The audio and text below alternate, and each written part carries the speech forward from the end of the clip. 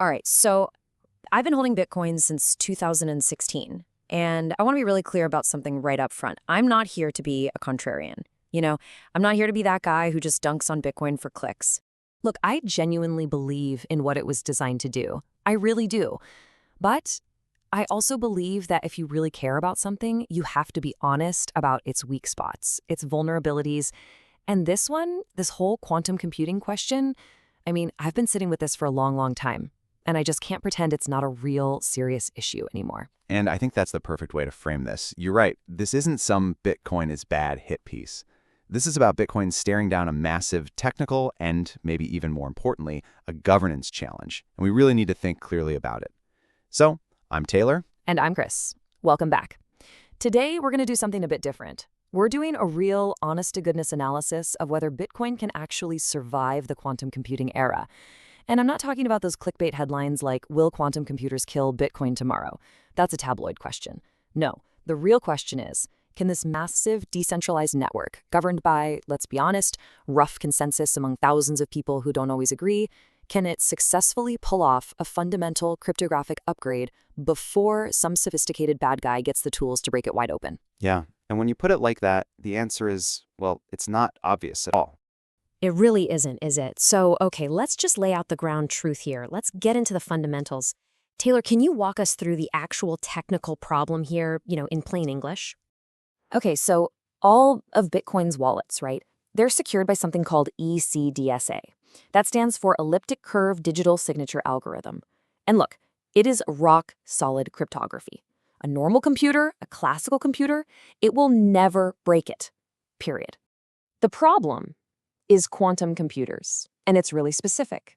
There's this thing called Shor's algorithm, and what it does is it can solve the exact kind of math problem that ECDSA is built on, and it can do it fast. So what does that mean? It means a quantum computer that's powerful enough to run Shor's algorithm at scale can basically take your public key and figure out your private key. Game over. So what's the timeline on this? Well, the consensus among cryptographers is they've kind of coined this term Q-Day. It's the point where quantum computers actually cross that scary threshold. And most people put that somewhere between, say, 2029 and 2033. Now, you'll find some researchers who say it could be earlier, a few say later, but that's kind of the center of gravity for the debate. Huh.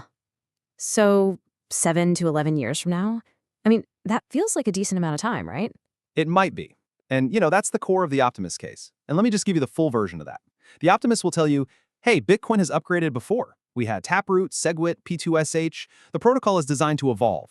They'll say the developer community totally knows about this threat.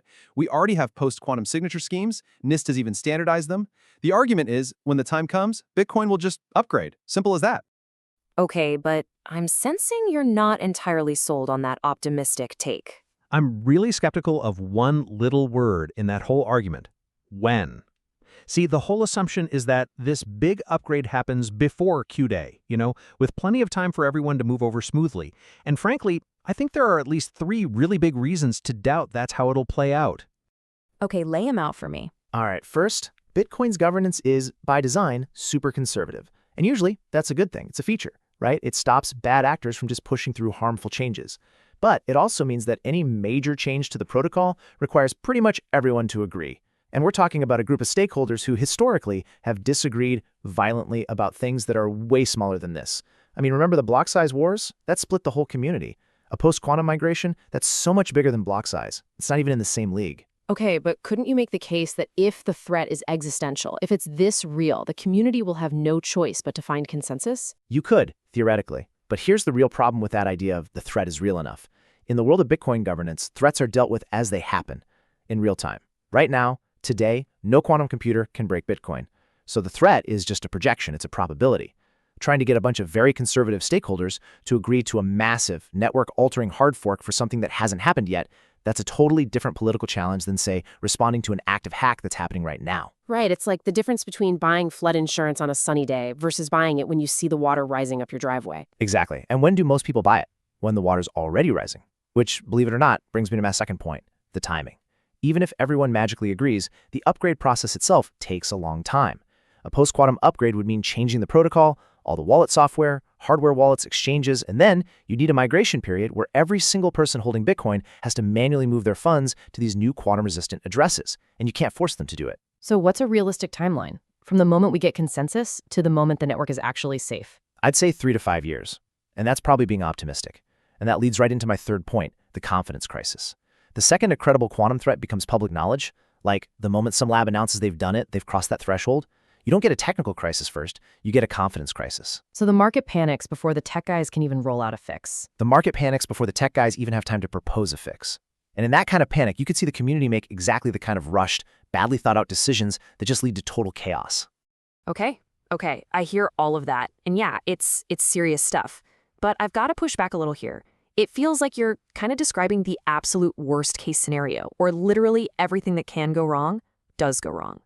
So let me try to steelman the other side of this, the case for Bitcoin actually surviving this, because I think there are some really solid counterarguments here that we have to take seriously. Yeah, for sure. Go for it. All right, first things first, this threat is not a surprise. It's not coming out of left field. Think about the other crises Bitcoin has faced. Exchange hacks, huge regulatory crackdowns, those things just happened. This is on the calendar. It's predicted. The community has years to get ready for this. And that makes a huge difference for governance. People are already talking about post-quantum upgrades. There are already draft BIPs, Bitcoin improvement proposals out there. This is not like waking up one morning to a zero-day exploit that nobody saw coming. You know what? That's a fair point. Preparation definitely changes the calculus. Second point, Bitcoin has actually gone through these incredibly nasty, contentious forks before, and it's come out the other side stronger. Remember the block size wars? I mean, that was brutal. But Bitcoin survived. It forked, one chain pretty clearly won out, and the market decided. The fact that Bitcoin Cash even exists is proof that the social layer can survive being ripped in two. Okay, I have to push back a little on that one, though. A post-quantum migration is just not the same thing as the block size debate. If that migration fails or gets delayed, you don't just get a fork where the real Bitcoin keeps chugging along. No, you get a window of time where people's money is actively at risk of being stolen. That's a fundamentally different kind of problem than a philosophical fight over how many transactions should fit in a block. That's fair. That's a fair point. But my third point, and honestly, I think this is the strongest one, is that people are already working on this. Smart people. There are Bitcoin improvement proposals out there right now that are specifically about quantum resistance. We've got researchers, core developers, academic cryptographers. There is a whole pipeline of work already happening. The community is not asleep at the wheel here. That's also fair.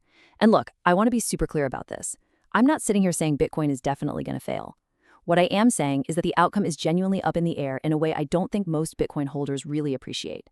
There is absolutely a version of the future where the community rallies, gets its act together, and pulls off this transition successfully. That is a real possible outcome. So what probability would you put on it? I honestly don't know. And I think anyone who gives you a firm percentage on that is just being overconfident. But I will say this. I think the one variable in all of this that people are not appreciating enough is the nation-state factor. What do you mean by that? I mean, think about it. Whoever builds a cryptographically relevant quantum computer first, whether it's the US government, China, some secret private lab, it doesn't matter who, they're almost certainly not going to announce it. They're not going to hold a press conference. They're going to use it quietly. They'll probably go after intelligence targets first, military codes, other financial systems. Bitcoin might not even be at the top of their list. But the second a nation-state or some other crazy, well-funded group has the power to just silently drain wallets, that's the scenario that has no warning alarm. So no announcement, no headlines saying we've broken Bitcoin. It's just wallets start getting emptied. And for a while, nobody even knows why. Not at first, no. And by the time the community pieces together what's actually going on, the damage is already done. And see, that's not Bitcoin failing in the way we usually think about it. That's Bitcoin being turned into a weapon by whoever got to the quantum finish line first. So what does somebody holding Bitcoin actually do with all this information? Because I know people are listening to this right now thinking, okay, so do I sell? Do I keep holding? What's the move here? Yeah, and I want to be super careful here because obviously this is not financial advice. We have to say that. But in terms of just being aware of the risk, here's how I think about it. This quantum threat is real. It's on a pretty well-defined timeline. And Bitcoin's path to fixing it is, well, it's uncertain, but it's not impossible. That adds up to a non-zero, non-trivial risk. And that risk needs to be part of your mental model of what you're holding. It absolutely does not mean Bitcoin is going to zero tomorrow, but it does mean that if you're thinking Bitcoin is completely risk-free just because it's never been hacked, you're missing this very specific, very real threat vector. Okay, so what are the actual things people should be watching for? If someone wants to keep an eye on this, what are the green flags and the red flags? The signs that things are going well versus going very badly? Okay, yeah, that's a great question. So, signs things are going well. You start to see a concrete post-quantum BIP, an improvement proposal, getting real, serious traction within the developer community. You see major exchanges and wallet makers starting to publicly announce their own roadmaps for the migration. And the timeline for getting it all done seems to be comfortably ahead of those Q-Day projections. That's the good stuff. On the flip side, signs things are going badly. The developers start fighting, and the whole thing fragments into different factions. The implementation gets delayed over and over. The estimates for Q-Day start getting revised to be sooner. Or, and this is the most terrifying signal, you start hearing about old, dormant wallets being drained with no obvious explanation. That last one, that's the signal that means it's already happening. And for the average person listening, what's something they can actually do? I'd say stay informed.